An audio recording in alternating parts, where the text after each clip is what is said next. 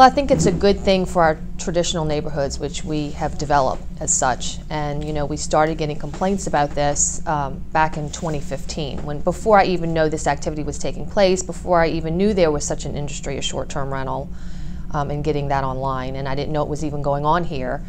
We were getting complaints about it. And then when we looked it up and realized, wow, this is really going on a lot, we had to look into it, and that's when we started addressing this issue.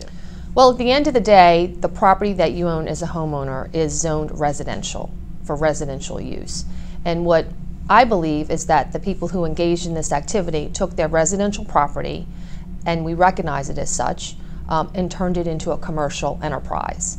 And so when people buy a home in a neighborhood, they make the assumption, and they make perhaps their biggest investment of their life into a neighborhood where they believe the people next to them are living the same kind of life they are, which is as a residence in their home.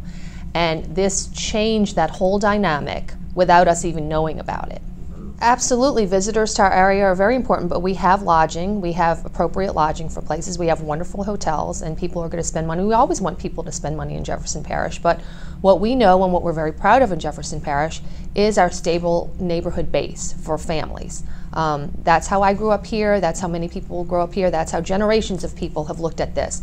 In some areas it could work, and we do allow it in some areas, and if you're a fishing camp it could work. But if you're in the traditional neighborhood sense of how we all grew up, short-term rentals will change what that looks like, because you have the owner of the property who is not there.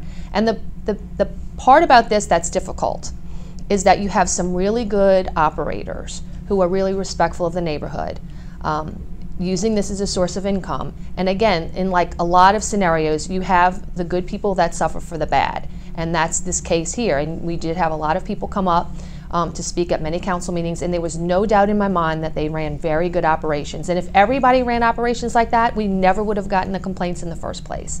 But that wasn't the case, and we did get a lot of complaints.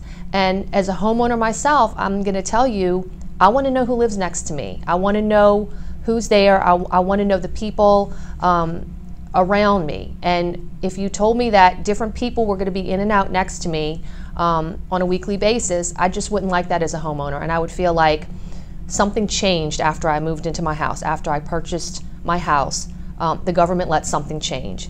And for that reason, you know, that's the reason why we push forward on this ordinance. I'm not, you know, some communities have allowed you to, if you had the homestead exemption on the property, they would allow you to do a certain amount, a very limited amount per year.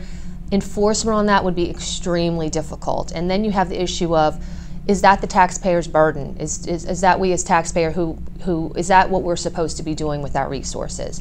And the answer to that, I believe, is no. I mean, this was never something that should have been borne by the taxpayer base as a whole, because it's my opinion you were using your property for something that was other than a residential use, and now the government is being forced to sort of monitor it and make sure you're in compliance with it. So, you know, allowing a certain amount of days per year and then you're not allowing it, that we would be just chasing ourselves trying to prove that, and it would be very difficult and would take a lot of resources to do that.